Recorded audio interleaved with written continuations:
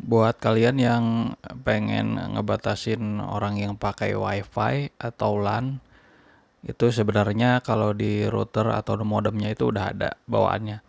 Tapi kalau misalkan nggak punya akses masuk ke routernya, ke modemnya, atau memang nggak paham cara makainya, bisa pakai aplikasi ini, namanya SelfishNet. Ini aplikasi memang aplikasi jadul ya, tapi untuk kegunaannya masih berfungsi, masih bagus. Ini namanya SelfishNet. Nah ini ya. Nanti saya kasih link downloadnya di deskripsinya. Nanti kalau udah kalian download, ini tinggal diekstrak aja ya. Ekstraknya bebas mau di mana aja ya. Nah ini. Nah setelah diekstrak, nanti dibuka foldernya. Nah sebelumnya ini aplikasinya ya. Ini bisa dipakai di Windows XP ini bisa. Windows 7, Windows 10 juga bisa ya. Meskipun nggak ada infonya buat Windows 10 tapi tetap bisa dipakai. Nah sebelumnya ini aplikasinya, installernya, tapi harus install ini dulu nih, WinPC Cap-nya harus diinstal dulu. Nah yang ini dulu install dulu, install. Oke, nah baru ini aplikasinya.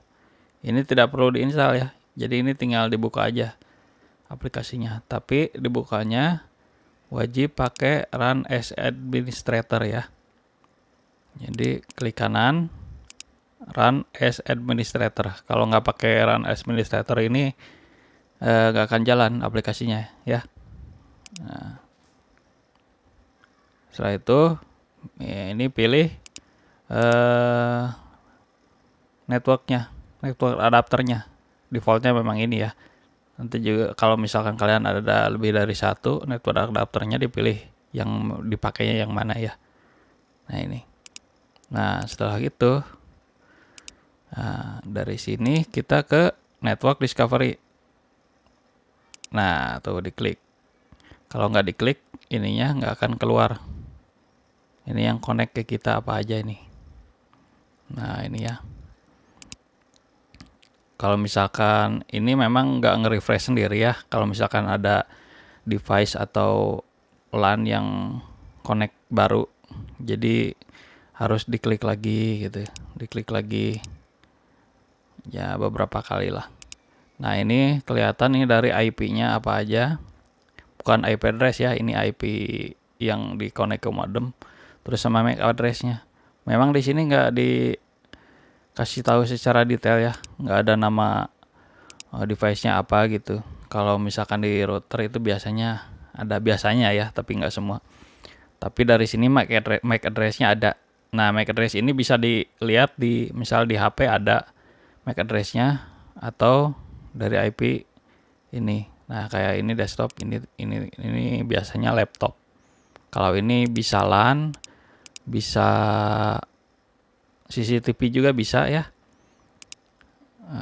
Kalau ini MAC address, ini yang pasti ketahuan, oh ini berarti yang connect ke kita. Nah buat ngebatasinnya ada di sini.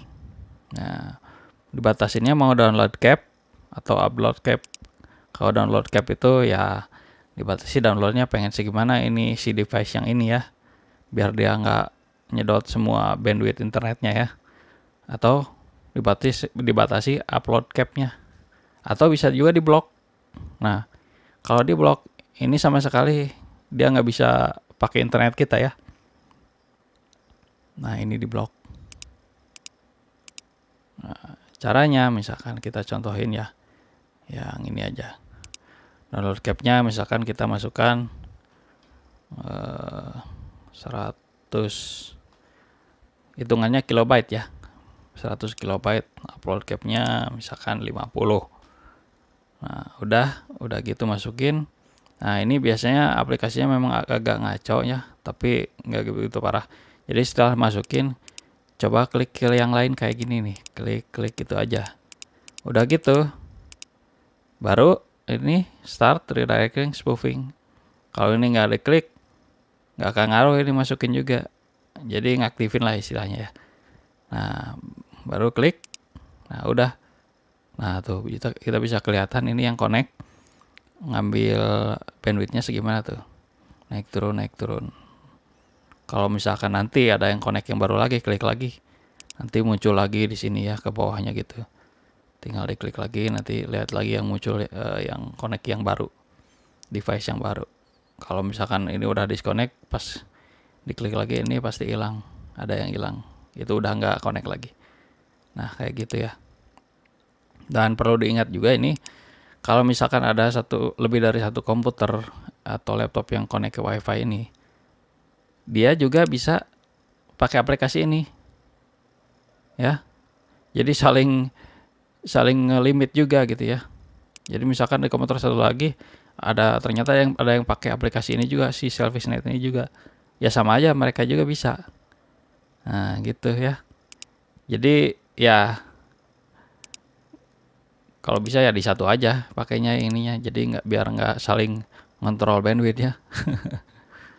Ya kecuali kalau memang komputer kalian memang bukan punya sendiri, punya barengan ya resikonya gitu ya. Ya itulah, udah paham kali ya. Udah, makasih udah nonton.